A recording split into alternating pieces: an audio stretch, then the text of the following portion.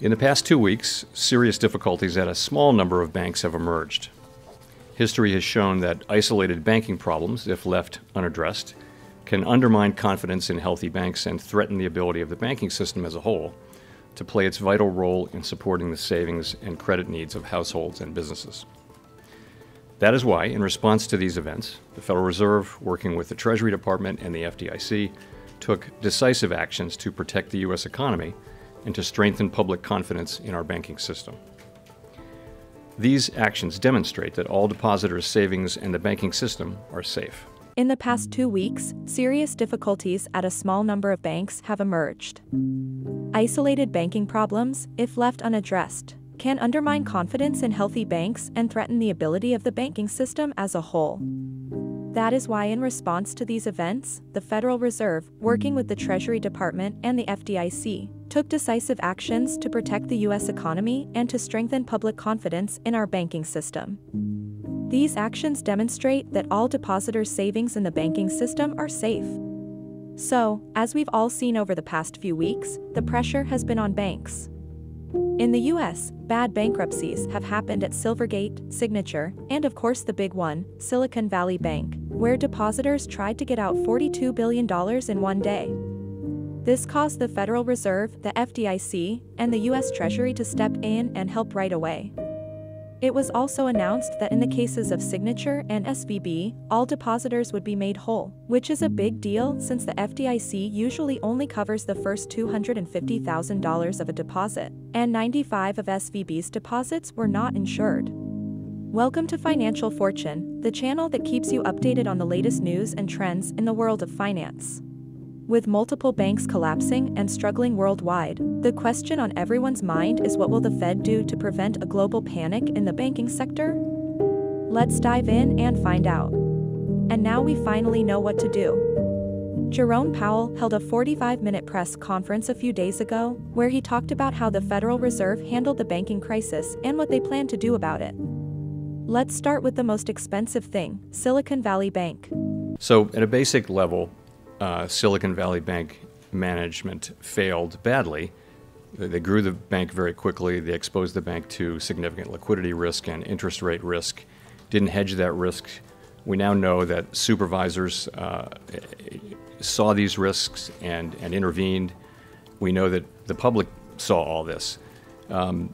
We know that SVB experienced an unprecedentedly rapid and massive bank run. So this is a very large group of connected depositors, concentrated group of connected depositors, and a very, very fast run, faster than the historical record. My only interest is that we identify what went wrong here.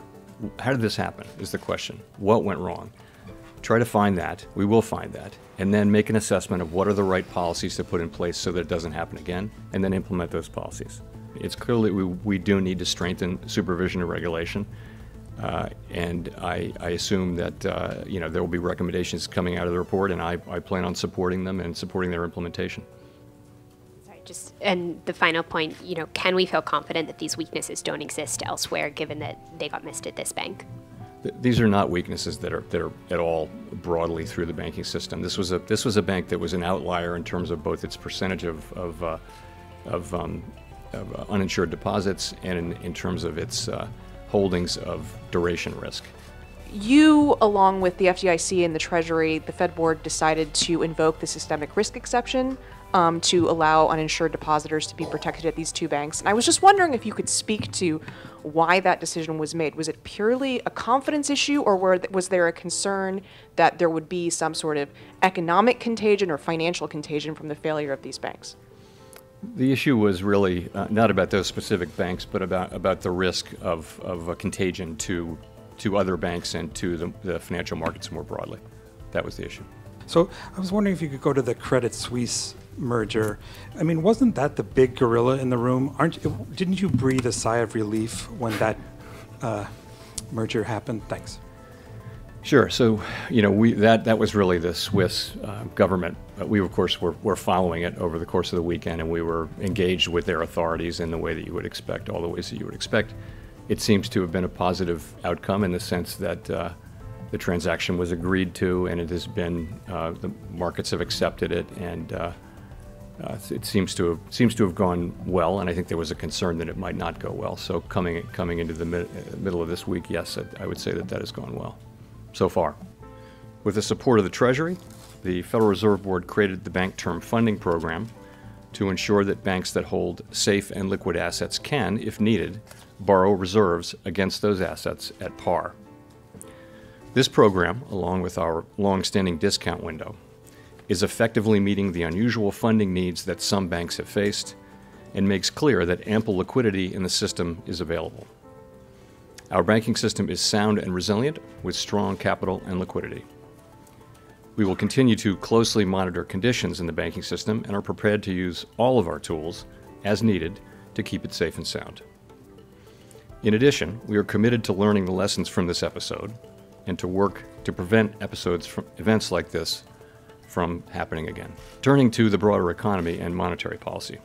Inflation remains too high and the labor market continues to be very tight. My colleagues and I understand the hardship that high inflation is causing, and we remain strongly committed to bringing inflation back down to our 2% goal. Price stability is the responsibility of the Federal Reserve. Without price stability, the economy does not work for anyone. In particular, without price stability, we will not achieve a sustained period of strong labor market conditions that benefit all. At today's meeting, the committee raised the target range for the federal funds rate by a quarter percentage point, bringing the target range to 4.75% to 5%. And we are continuing the process of significantly reducing our securities holdings. Since our previous FOMC meeting, economic indicators have generally come in stronger than expected, demonstrating greater momentum in economic activity and inflation. We believe, however, that events in the banking system over the past 2 weeks are likely to result in tighter credit conditions for households and businesses, which would in turn affect economic outcomes. It is too soon to determine the extent of these effects, and therefore too soon to tell how monetary policy should respond.